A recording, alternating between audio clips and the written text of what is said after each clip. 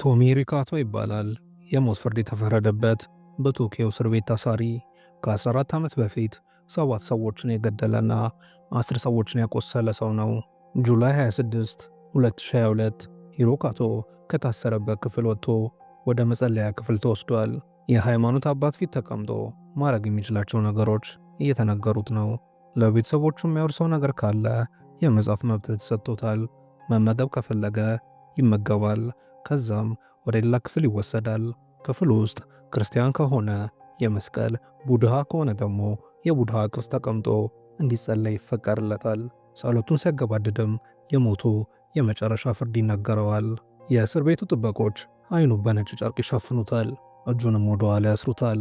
ከዛም ከሰማያዊ መጋረጃ ጀርባ ወዳለው የመጨረሻ ክፍል ይወሰዳል። ክፍል ውስጥ የመታነቂያ ገመድ አለ። ከሱም በታች 2 በቀይ መስመር የተሰሩ 4 ማዕዘኖች ይገኛሉ።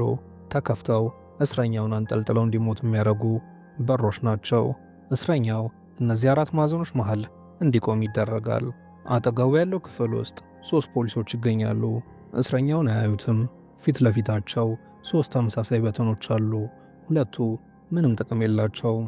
አንደኛው ግን እስረኛውን መግደያ ነው። ከ3ቱ ፖሊሶች የትኛው እስረኛው እንደሚገለው አይታወቅም።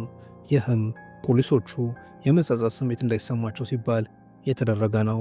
ፖሊሶቹም እዚህ አገልግሎታቸው እያንዳንዳቸው $180 ይከፈላቸዋል።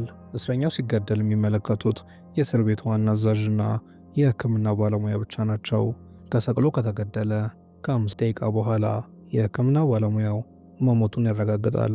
ከዛም የሟቹ አስክሬን እንዲቃጠል ይደረጋል። ከተቃጠለም በኋላ ለሟቹ ቤተሰቦች ተደውሎ ይነገራል።